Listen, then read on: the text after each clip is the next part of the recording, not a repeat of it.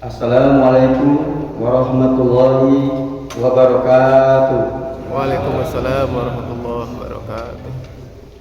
Alhamdulillahirabbil alamin wa bihi nasta'inu ala umuri dunya waddin.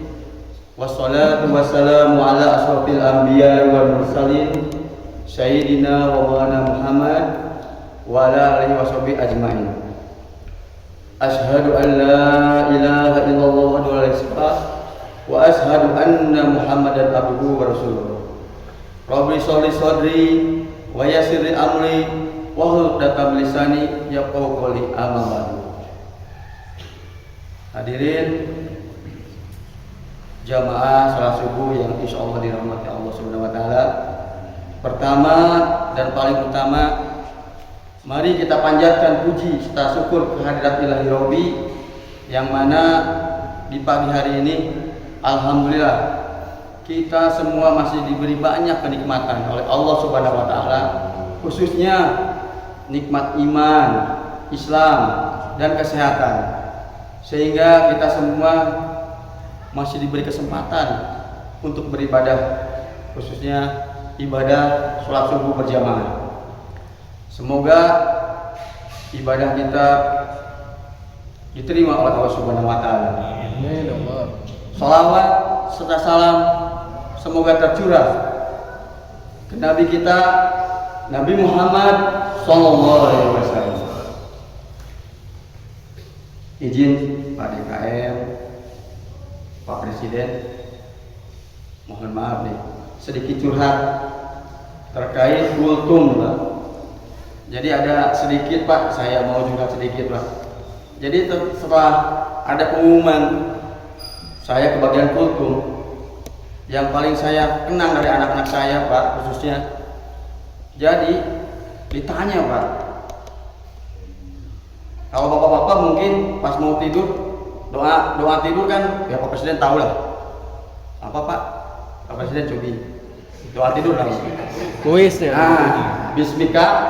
Ya. Beda ini, Pak, anak saya. Yang ditanya apa yang mau dikultumin itu, Pak, bingung. Jadi anak-anak saya itu kan hanya coba ya belajar dulu di depan anak-anak apa isi kultumnya, sampai segitunya, Pak, sampai ketawa karena jangan-jangan katanya ayat ceramah di masjid, ceramah kayak ceramah nyeramain anak sama istri. Jangan belanja, datang paket Shopee, datang ini ya itu. Yang kedua, tapi insya Allah, Pak, apa yang menjadi ini semua sudah menjadi suratan, Pak, takdir dari Allah bahwa hari ini, Pak, saya berdiri di sini, Pak, udah ada suratan takdir dari Allah bahwa insya Allah, Pak, segala sesuatu ada hikmahnya, baik hikmahnya. Saya yakin itu, Pak. Apa hikmahnya? Saya jadi sering dengar ceramah, termasuk dari YouTube, termasuk yang ngisi juga kultumnya, Pak. Karena jangan-jangan materi yang saya bawa udah dibawain sama teman-teman, sama saudara-saudara. Itu, Pak, yang kedua. Yang ketiga, motonya yang saya semangat itu apa? Berlomba-lomba dalam kebaikan. Yang kedua, amalkan walaupun satu ayat. Namanya belajar ya, Pak, ya. Mohon maaf apalagi Pak Ustaz Kasem, aduh jadi tegang ada Pak Ustaz Kasem nih. Jadi itu, Pak. Terus moto lagi apa yang kita pakai motonya? Mun teu urang saha deui, mun teu ayeuna iraha deui. Leres, Pak Ustaz. Nah, itu, Pak. Jadi itulah yang menjadi motivasi. Alhamdulillah saya sendiri dengan adanya ini, Pak, menyambut niat baik dari panitia itu, alhamdulillah, Pak. Bagaimana kita dari jamaah untuk jamaah. Jamaah sholat subuh yang dirahmati Allah Ta'ala. Hari ini saya sedikit aja, Pak. Jadi saya akan membahas zikir istighfar. Jadi tahun-tahun sebelumnya saya bahas terkait dengan zikir, sholawat dan zikir yang mudah dilafalkan, berat timbangannya di Allah Subhanahu wa taala, yaitu subhanallah wa bihamdihi subhanallahil. Jadi Bapak-bapak sekalian, kalau ibadah-ibadah lain harus ada tempatnya. Contoh sholat, bagaimana kita sholat subuh tidak bisa kita laksanakan duhur. Bagaimana dengan puasa, tidak bisa terus bulan Ramadan. Tapi ibadah yang bisa dilakukan kapan aja, di mana saja, yaitu ibadah zikir dengan lisan, bapak-bapak sekalian. Bagaimana kita bekerja, bagaimana kita di motor, bisa Pak. Tapi balik lagi pada niat kita, bagaimana kita mau mendapatkan ridho dari Allah Subhanahu wa taala. Termasuk saya pribadi Pak, mudah kayaknya nih Pak, bagaimana lisan kita untuk mengucapkan sesuatu yang di mata Allah itu agung Pak. Coba bayangin aja Pak, kita di motor sambil jalan nunggu stopan merah, daripada kita nyanyi-nyanyi Pak. Misalkan nyanyi sekarang, Pak Presiden mah tahu lah nyanyinya ya Pak ya. Bagaimana kalau kita pakai untuk berzikir, insya Allah Pak mendapatkan ini. Dalam hadis, salah satu hadis Pak, hadis riwayat Abu Dawud Pak, Rasulullah SAW bersabda, barang siapa senantiasa beristighfar, maka Allah Subhanahu wa taala menjadikannya setiap kesulitan pasti ada jalan keluar. Setiap kesempitan pasti ada jalan untuk mengatasinya, serta memberikan rezeki kepadanya dari jalan yang tidak disangka-sangka. Hadis riwayat Abu Dawud Pak. Terus ada lagi Pak, hadis riwayat Bukhari Pak. Nabi Muhammad SAW bersabda, demi Allah Pak, sesungguhnya aku beristighfar dan bertaubat kepadanya dalam sehari semalam lebih dari 70 kali Pak. Bayangkan Rasulullah SAW yang dijamin oleh Allah Subhanahu wa taala masuk surga, masih Pak untuk melakukan istighfar. Nah, bagaimana dengan kita kan Pak? Yakin saya sendiri Pak, banyak dosa-dosa yang pasti dilakukan Pak, karena kita pada dasarnya kita manusia, tidak luput dari dosa. Tapi yakin Pak, dalam ayat kursi katanya, sebanyak bui di dosa seperti bui di laut, insya Allah Pak, dengan istighfar kita yang tulus hilang. Terus banyak juga Pak kisah-kisah di dalam keterangan Pak, termasuk dulu pernah Pak Agus bercerita bagaimana kekuatan istighfar. Tukang roti dalam membuat rotinya Pak selalu beristighfar.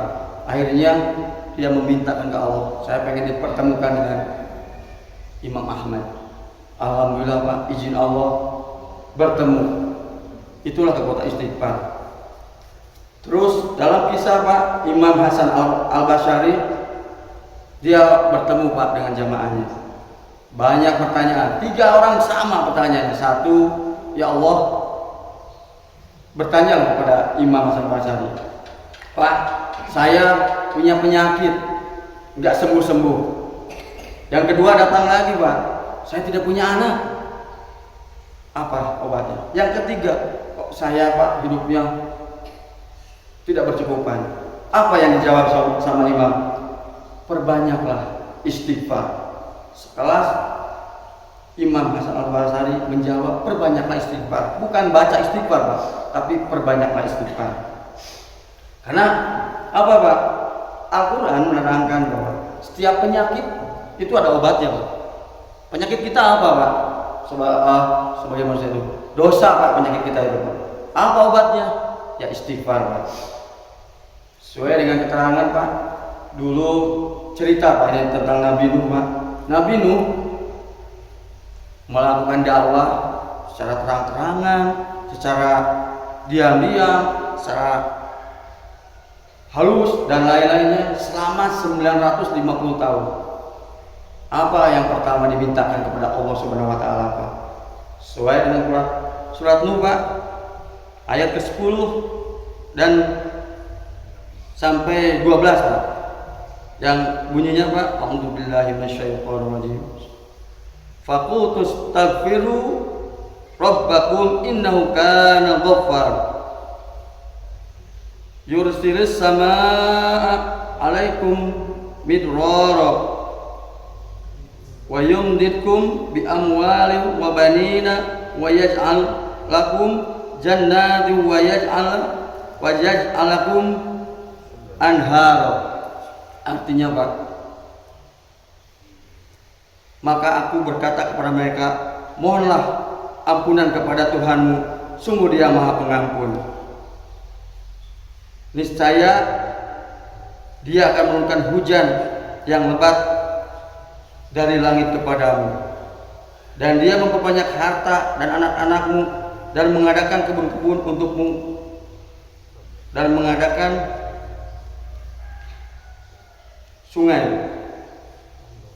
sungai-sungai untukmu.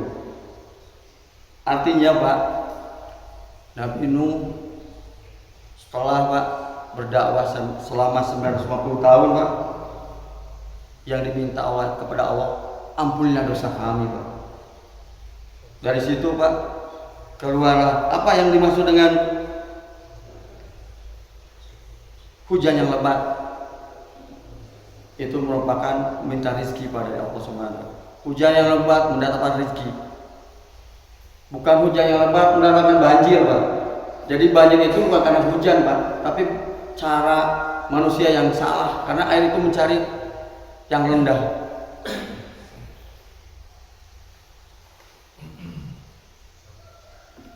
Terus yang kita sampaikan Pak dalam Rasul itu berarti kan ini semua terkait dengan hal-hal duniawi Pak. Hal-hal duniawi semua, rezeki, anak, kenyamanan hidup. Mungkin kita bertanya, apa dengan beristighfar aja kita dapat kebahagiaan dunia aja, tapi akhirat tidak? Makanya Allah menjawab juga dalam Quran surat Ali Imran Pak, ayat 133, yang artinya Pak, dan bersegeralah kamu mencari ampunan dari Tuhanmu dan mendapatkan surga yang luasnya seluas langit dan bumi, yang disediakan bagi orang-orang yang bertakwa. Jadi Pak, kesimpulannya bahwa dengan beristighfar dapat Pak kenikmatan dunia dan akhirat. Dunianya kita insya Allah dilapangkan rezekinya, keturunan yang baik, kenyamanan hidup. Akhiratnya dikasih Pak surga Allah Subhanahu wa taala seluas langit dan bumi. Nah, itu aja Pak yang mungkin yang bisa saya sampaikan. Sekali lagi, jadi marilah kita meniatkan diri dari sekarang, ibadah lisan kita perbanyak. Coba mari kita hitung berapa menit, berapa detik Pak kita melakukan sholawat, tasbih, istighfar. Contoh kecil Pak yang sering mungkin ya saya pribadi Pak, sedikit aja. Berapa kita hitung Pak? Coba kita hitung. Astaghfirullah Rabbal baraya, astaghfirullah minal khotoya. Bertasbih subhanallah walhamdulillah wala ilaha illallah wallahu akbar. Bersolawat sallallahu ala Muhammad sallallahu alaihi wasallam. Nah, maksud saya ini Pak, jadi sedikit yang saya ini bagaimana kita waktu kita manfaatkan untuk ini aja Pak, berzikir Pak. Maksud saya itu Pak Haji Suarman. Jadi manfaatlah waktu kita selama kita diberi kesempatan oleh Allah Subhanahu wa taala. Semoga apa yang tadi saya sampaikan bisa bermanfaat untuk jamaah sekalian. Mohon maaf apabila ada salah kata, kesalahan datang dari saya. Yang benar dari Allah Subhanahu wa taala. Mungkin sedikit ya pantun Pak. Jalan-jalan di Adipura, Pak Presidennya, Pak Haji Kadar. Kalau mau masuk surga, perbanyaklah baca istighfar. Akhirul kalam, wassalamualaikum warahmatullahi wabarakatuh. Waalaikumsalam Ada kuis Pak Haji? warahmatullahi wabarakatuh.